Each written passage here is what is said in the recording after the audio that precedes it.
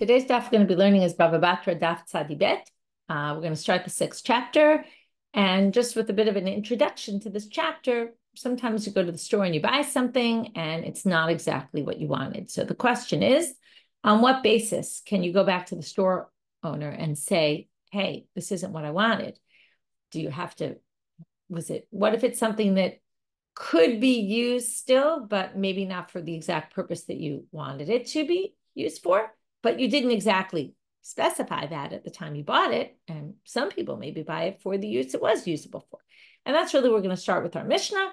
The chapter is going to deal with some cases like that. And then the chapter will get on to land purchases. And if the land wasn't exactly usable for what you intended the land use for.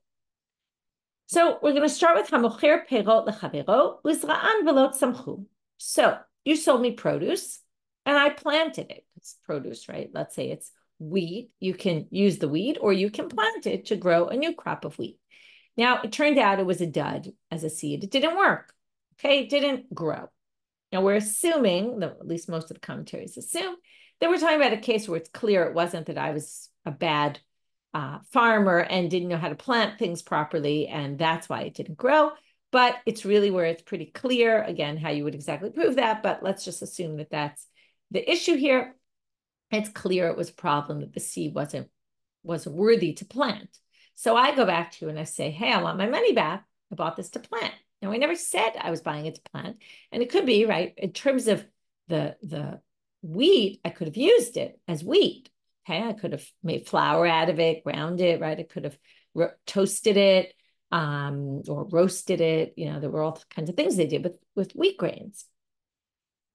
Or afilu zera pishtan, even flax seeds, which most people nowadays, it's very common to eat flax seeds, but most flax seeds are used for planting. Okay, here we're going to now get to like majority.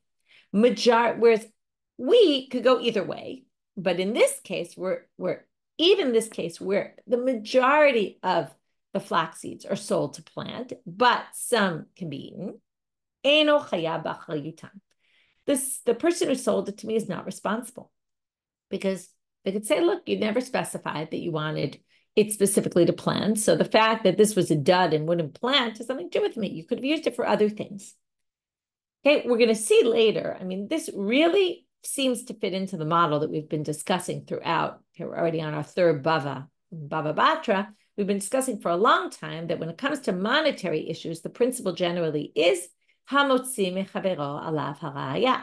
I want to get money out of you. The burden of proof is on me, and this fits in perfectly with that. Even though, and this is what we're going to get to in the sugya as soon as we get to the Gemara, even though theoretically, in terms of the zarei pishtan, we're going to see that in that case, the majority, right? There's also rov, dine rov. We go by majority, and most of the people buy flax seeds to plant. So in that sense, that would give me a stronger argument. But the Mishnah doesn't really seem to hold by that, which we'll come back to. I'll mention it more at the very end of class today. Rabban Shimon ben Gamliel omer, zerone gina she'enan nechalim chaya b'cholitan. But if I bought, comes Rabban Shimon ben Gamliel and says, and whether the Tanakama, he agrees with the Tanakama, or Tanakama disagrees with him, or he's really just adding to Tanakama, we'll get to that later, not today, but Rabban Shimon Gamliel says, Zerone gina she'enan nechalim, right? The simple reading sounds like he's not disagreeing. He's just saying, if it were a case that you didn't mention yet, Tanakama, which is, if it's something that's always used for seeds, you buy seeds in a store to plant, okay, where it's clear you're buying those seeds to plant because nobody eats them, then chaya b'cholitan. If, in fact, they didn't grow, after you planted them, they were duds, well, then you can go and complain to the owner and say, I want my money back. Now what the Gemara is going to do, and we're going to get off topic, although it's really not off topic. The reason why this is here, we're going to get to a big machlok at Rabban Shmuel that we actually saw already in Bava Kama, Daf Mem Vav. We get to a big machloket between them, and then after dealing with the machloket for a little bit, then we're going to bring 5 contradictory sources that each one is going to contradict one opinion or the other, either Rav or Shmuel, and our Mishnah is one of them. Okay, and that's what I said we'll get to kind of at the end, or maybe I'll just mention it now, but our Mishnah seems to go according to one of these two opinions and not the other one. And that's going to be dealt with in tomorrow's daf. Itmar. So here's the introduction. Here's the machloket that we're going to have between Rav and Shmuel. Hamochel shor lechavero. You sell an ox to your friend. Okay, so I buy an ox from you. I'm the buyer in this story. I buy an ox from you. Vinim sanagchan. And it turns out the ox starts goring. Now, it doesn't have to be a shor muad, going back to Bava Kama. It doesn't matter if the shor gores once, twice, 3 times. It's irrelevant. The point is, once it starts goring, I really can't keep this shor alive because he's a hazard to society. So I'm stuck because there's 2 reasons why people buy oxen, either for working them. Okay, we're going to call it liridya in the Gemara, which is to plow. Usually that's what they were used for plowing, or for shchita, for slaughtering. Okay, now, if I have a shor that's a nagchan, basically I bought it and now it starts goring, the only thing I could do with it is slaughter it. I can't use it for plowing because, like I said, I can't keep a hazardous animal around. So you sold me a shor. Now, at this point, I have to slaughter it. What if I didn't want to slaughter it? What if I bought it for plowing purposes? It's very similar. Did you buy the seeds for planting, or did you buy them for eating? Did you buy the shor for plowing? Did you buy it for slaughtering? And in a sense, it's going to be similar, which is like to the zera pishtan, where the majority, and this is where the cases are going to be similar, majority of oxen are bought for plowing. Okay, because that's what people mainly use oxen for. It's true, they also slaughter them, but the majority are bought for plowing. So Rav says, look, you bought it, okay, and we'll see later, the Gemara is going to say, Rav holds, majority, we go by majority. Most people buy for plowing, and therefore you can return it and say, right, I can return it. In this case, I can go back to you and say, hey, I bought this for plowing, now I have to slaughter it, please give me my money back. Ushmuel amal, you could say to me, hey, what do you mean? I sold it to you to slaughter. Who cares if it's in a khan? You anyway are going to kill it. Now, part of the problem is that I didn't specify. And Shmuel seems to hold by, and we'll see this again inside later, I want to get my money back, but in the end, you're the one who has the money. So the burden of proof is on me to prove that I bought it for slaughtering, for plowing, and not for slaughtering. And furthermore, the Rashbam is going to say later, when we talk about Shmuel's reason, that it's even more than that I should have specified. I have a weakened position because I didn't specify and say what I was buying it for. And that was my fault. So, this is like when people say you should always get it in writing or be clear about what your intentions are so that later, if you have a problem, you can come back. But if you didn't say anything, well, it's your fault. So that's the machloket. Rav basically said, I could get my money back. And Shmuel says, no way, no how. Slaughter that animal, sell the animal, and that will be what I'm left with. To which the Gemara has a few questions. Question number 1. Before the Gemara even tells us the reason behind Rabban Shimon, which I kind of didn't want to wait and tell you, so I told you, but now we're going to go into some questions. Why should there even be a machloket here? Why don't we just look at my history of buying? If I'm the kind of person that buys it for, in this case, the word nichsita means for slaughtering. Let's say I'm a butcher. Well, if I'm a butcher, then or I run a slaughterhouse, then likely I bought it for slaughtering. If I have a farm and, I mainly am an agricultural person, then liridya. Again, it's not just what I do, but it's what's my past history when I bought oxen. What do I usually buy them for? So why don't we just go by that? Then there shouldn't be any machloket between Rav and Shmuel. To which the Gemara says the machloket must be big gaver dezaven lahachi lahachi. Must be a person who buys sometimes for plowing, sometimes for slaughtering, and therefore there was no way to know really what I didn't have a good buying pattern. Second question. Why don't we just see what I paid for it?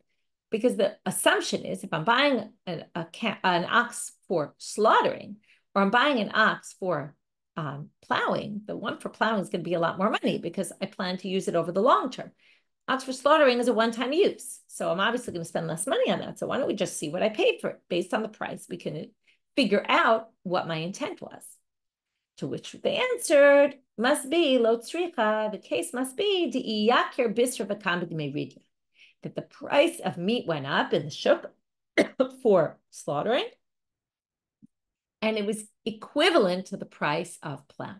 Okay, we're basically talking about some situation where there was some kink in the market, and for whatever reason, there weren't a lot of oxen for slaughtering, so their price went up.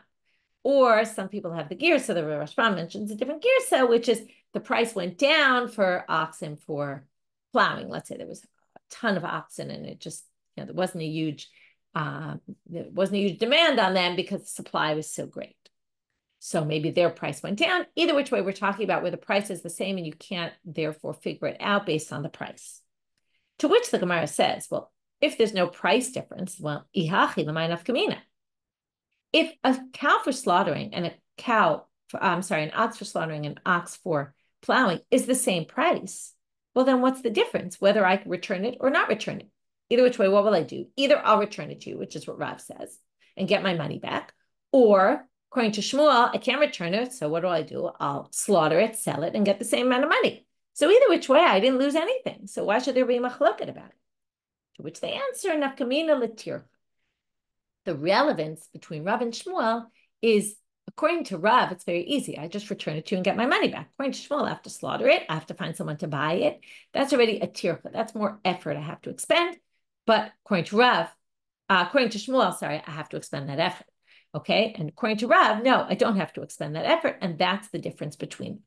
So we basically narrowed the case to number one, it must be where the price is the same. And the question becomes, do I need to bother myself with it, or can I just return it to you? And it must be that I don't have any sort of previous buying pattern that I always buy them for one or for the other purpose. But the Gemara still has another question, which is, Hechidami, what exactly is the case where Rav says I could just return it? Because, turning now to Amabet, what if you don't have any money left? Let's say you have no cash. If you don't have any cash on hand, you can say to me, listen, you're right, Michelle, I'm supposed to give you the money back, but keep the ox in place of what I owe you. Okay, in other words, remember, the price is the same, and it's only the issue of the tircha. Well, when it comes to a situation where, now, according to Rav, I just give it back to you, I get my money back, but if you don't have money to give me, well, then Rav will say the same thing as Shmuel again. We're back to square one, which is there's really no difference between them, because you will just say to me, keep the ox, sell it, and get your money, because da amri inashi, as people say, min mare reshutayich pe'eri ipra, which means from the person you're owed money, that's mare reshutayich, if someone owes me money, in this case, you're the seller, you owe me money, you're supposed to pay in cash, but if you don't have cash to pay, you can pay me even in bran, even in something totally nobody really wants, okay? You can pay, that's ipraz, to pay your obligation. So in the case where you don't have money, you just tell me keep the shore and sell it and do with it what you want, and that will be in place of the payment. So if there's no money, then again, Rabban Shimon don't disagree. If the seller doesn't have any money anymore. To which the Gemara answers, in order to say, no, they still do disagree. In which case did they disagree? It must be they disagree in a case where you actually do have cash on hand. In other words, it was kind of a silly question because we knew in the end, right, this is only asking a question if you don't have money. But obviously, what it's really doing is it's narrowing down and saying they won't disagree in the case where you don't have money, because there is this principle that if you don't have money, I can keep the ox and it's my responsibility to sell it, as is in other cases where I'm owed money and you don't have the money to pay for it. But the machloket between them will be in a case where you do have money to pay me. Okay, so again, what we've done so far before we're about to get to the main thing, which I already kind of told you, which is what's the logic behind their answers, but we've narrowed it down to a case where I have no previous history or no clear-cut history of what I purchase the oxen for. Number two, the price is the same. There's no difference in price. And the machloket is really about, do I have to bother myself to go slaughter and sell it, or can I just easily go back to you? And that's only in a case where you actually have money to repay me. here comes the answers, the explanation. So now, in a case where you have the money, so Rav says this is a mekach ta'ut. Batar ruba azlina. Why does he say it's a mekach ta'ut? Because we follow the majority. And most people buy oxen to plow with. And therefore, we follow majority rules. We go by the majority. We don't really know what I bought it for, but we assume I'm part of the majority, and therefore I can get my money back. Shmuel says we only follow majority when it comes to isurim, okay? Like, is something forbidden or not forbidden? Like, you find a piece of meat and the majority of stores, okay, it really depends though in which case you found it, but in the case where we follow majority, so you can assume if the majority of stores are kosher, then it's kosher. Not. But b'mamona lo. But not when it comes to dine mamono, okay? When it comes to isurim, something asur or mutar, we assume it follows the majority. When it comes to mamon, though, money, we don't follow majority. Why don't we follow majority? Because we have a different principle that operates, which is hamotzi mechavero alav haraya. If you're trying to, right, whoever holds the money, they're in a stronger position. And the person who wants to get the money out of their hands needs to prove it. In this case, I already paid the money for the animal, so the money's in your hands. The burden of proof is on me to prove that what I got wasn't what I bought. So, what I bought wasn't what I wanted. And until I can prove that, we don't use majority. So now the Gemara is going to bring five sources to try to contradict or raise difficulties with one side or the other. And as I mentioned in the very beginning, I'm going to mention enough, but our Mishnah is going to be one of those difficulties. Our Mishnah provides a problem with who? Well, let's go back to the Mishnah. The Mishnah says, even if it's zera pishtan, even if most people buy the zera pishtan, the flax seeds for planting, and it doesn't work, I still can't go back to you. You don't have to give me my money back. That seems to go against Rav, because Rav says majority, we go by majority. And since the majority of people buy flax seeds to plant, and these seeds were duds, couldn't plant them, right? Nothing grew. So therefore, I should be able to get my money back. And that's not what it says in the Mishnah. So therefore, the Mishnah is going to be brought, but that's only going to come up tomorrow's daf, which is the Mishnah is going to be brought as contradiction to Rav. So our first source, Meitive, it's a sugi in Ketubot. Ha'isha shenit almana onit garsha. A woman gets widowed or divorced. Now, she's supposed to get her ketubah money from either her husband or the heirs. If her husband divorced her, then from her husband. If her husband died and she's a widow, then from the heirs, sons of the husband. Let's assume that he has sons. Vihi omeret. Now, what's the issue? The issue is that a ketubah, there's a different value of ketubah for a woman who was married and a woman who wasn't married. If a woman was married already, and she gets only 100. If she was never married, she gets 200 zuz. Okay, now this woman, she says, I was married to him when I was a virgin. Okay, a virgin here means I wasn't married yet. And he says, or the heirs say, what do you mean? I married you when you were a widow. Now, obviously, there's no proof about whether she was widowed or not. If we had proof that she was widowed, that would be a different story. Why don't we just look at the ketubah? So there's a number of possibilities of what this case is. Either there was no ketubah, and if you might remember, we learned in ketubah that even if you don't have a ketubah, a woman always gets to collect her ketubah money, because even if the husband didn't give her one, it's something that t'nai beit din, it's called, the condition of the court that every woman gets this. So even if the husband didn't provide it, he has to pay. Number two, it could be she had a ketubah and it got lost. And number three, the reason why I say if she had a ketubah, because in the ketubah it's always written how much money. Third option is it could be in some places they didn't put the amount of money in, and therefore she had a ketubah but didn't say how much. So one of three possibilities. Either which way, it's not clear what happened. She claims, obviously she's claiming I want the 200. He is obviously claiming, or his side is claiming only 100. Who's believed? Let's see. If there's witnesses that said we saw her at the wedding with a veil, okay, a veil was something they would go out with a veil, or at least some people think that's what a hinuma is. She walked out with a veil to the wedding, or it's virosha parua, it should be or her hair was uncovered, which both of those are things that only non-married women did on their wedding day. To batamatayim. Then she gets 200. In other words, what do we need? We need witnesses. Witnesses who can attest to that something happened at that wedding that was an indicator that she was unmarried before. Then she gets it, to which the Gemara points out here, Tamadi Ka'edim. Now, what does this have to do with our topic? What rove is there? Well, we'll see in a minute. The reason is because there's witnesses. Hale Ka'edim lo. But if there weren't witnesses, she wouldn't be able to get the 200. And amai, why? Ulema halacha rov anashim, v'rov nashim betulot nisaot. Let's take weddings nowadays even.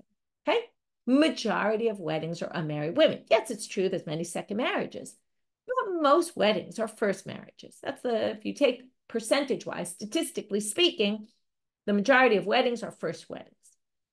So now, if that's the case, that the majority of weddings are first weddings, then why don't we just say rove? Rove is what determines. If most women, then we assume this woman is part of the majority, in which case she should get her 200 even without witnesses.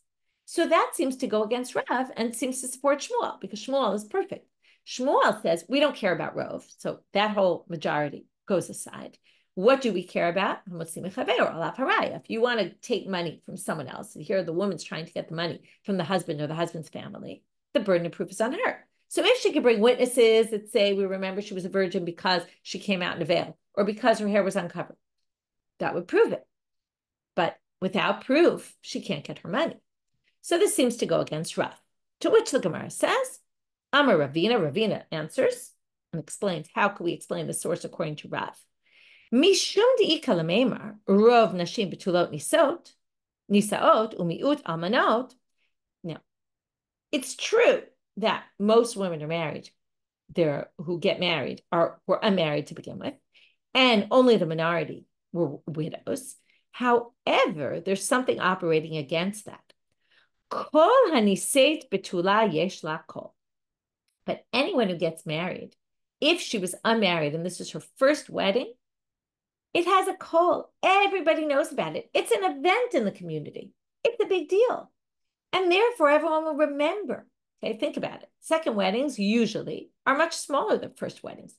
Much fewer people are invited. Many times someone in your community might have a second marriage and you won't even know about it. So, now they're going to say the following. If all, now notice they use the word all. Before they use rove, most women who get married, or most marriages, are first marriages for the woman. But everyone who gets married at a first marriage, everyone knows about it.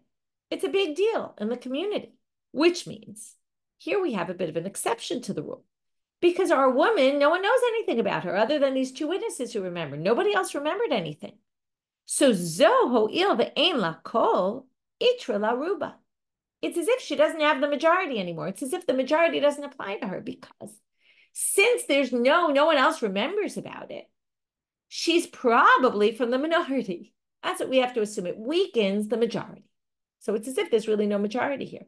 The majority that most women get married, most marriages are first marriages, for the woman, that's an irrelevant factor here, because there's no kol, and there should have been a kol. Everyone should have known. To which the Gemara asks, wait a minute. We have a bigger problem now. If you're going to say that every woman who gets married, her first marriage, everyone knows about it, and this woman, no one in the community knows about it, how can we even accept witnesses then that said, we remember she went out with her veil? Midelate la kol, since she doesn't have a kol, and you basically just said that every single woman who gets married, first marriage, the whole community knows, and nobody else knows other than these two people. Aren't you concerned that shikare ninu? That they're false witnesses, they're liars, because they're going against not just the majority, they're going against everybody. In other words, everyone should remember, and nobody remembers. If nobody remembers, that seems to prove that she was a widow when she got married. She was already previously married. If she was already previously married, then these Two witnesses that said, we remember she went out with a veil, should be considered false witnesses. Now, it's a very interesting point we make here, and the Ritva set even points this out. This shows how strong the kol is, because the assumption that the community should know is enough to override witnesses. Witnesses are usually the strongest possible thing you can have. But in this case, we're going to say this principle that everybody knows when a first marriage is going on. And since nobody knows, that's going to basically allow us to kick out these witnesses from court and say, you must be liars. That gives it a lot of strength. But the Gemara is going to, and now we're stuck because that's not what the halacha is. So how are we going to explain this? Okay, so they're going to modify what Ravina said, which is, Ela rov hanisao betulot yesh len kol. Not every, right? Sometimes people have a corona wedding, right? A small one. Sometimes, right? Not everybody knows. People decide to have small weddings sometimes. So not every wedding, but most weddings that are first marriages, everybody knows about them. And therefore, so we have two majorities. We have most women, most marriages that take place are women who are not yet married, which would then say she should get her 200. However, most of those weddings, everybody knows about. The fact that nobody knows about it weakens that rove, which is why when the Eidim come, we believe the Eidim, but without witnesses, we're not going to accept the majority here because there is no majority, because that majority is weakened by the fact that there's no kol. That's going to weaken the majority of most marriages or first marriages, and therefore the burden of the proof is on the woman, even according to Rav. So even though, main point here being, even though there's a majority here, that majority is weakened because no one else knows that this wedding took place. That weakens the majority. It's as if there's no majority, and therefore we don't follow the majority. But if there was a majority that wasn't weakened, we would follow the majority, and that would be Rav, and that Rav who holds Rove. Maybe that's a good way to remember it. So that's how we can explain this source, even according to Rav. Okay. So again, according to Shmuel, it would be obvious. The burden of the proof is on the woman. Without witnesses, it won't help. But according to Rav, you don't need the burden of proof because you have Rove. In other words, again, it's not that Rav disagrees with Hamotzi Mechaver or Alav Haraya. He just thinks that that's only in a case where there's no majority. When there's a majority, the majority pulls it the other way. But in this case, we're going to say it's a weakened majority because no one else knew about it. And because there's a Rove saying most first weddings, everybody knows about it, that weakens the majority of most weddings or first weddings, because this one, no one knew. That seems to indicate perhaps there really is no majority. Perhaps she was a widow. And therefore, only when there's witnesses do we believe it's a first wedding. Otherwise, we have to assume she doesn't get her 200 zuz. So that was source number one. We're only going to start source number two right now. Tashma, is it Tosefta? Hamochil eved lechavero. Someone sells, okay, I go and I buy an eved Knani, a Canaanite slave, v'nimtza ganav o kubiustus. And it turns out the slave is a thief or a kidnapper. Now, I don't really want a slave who's a kidnapper, but higio taflakami. Okay, we'll talk about this in a minute, but basically I'm stuck. I can't return it. List him mizuyan, but if he was an armed robber who might get caught by the authorities, because armed robbers we assume will kill, and since they will kill, if they get caught, they could get killed, or muhtav l'machut, or this person was already convicted by the court and was supposed to be sentenced to death, which basically means that I bought a slave that's going to be killed, which is useless to me because I needed a slave. A thief, okay, that's not totally useless. The slave could still work, just might steal.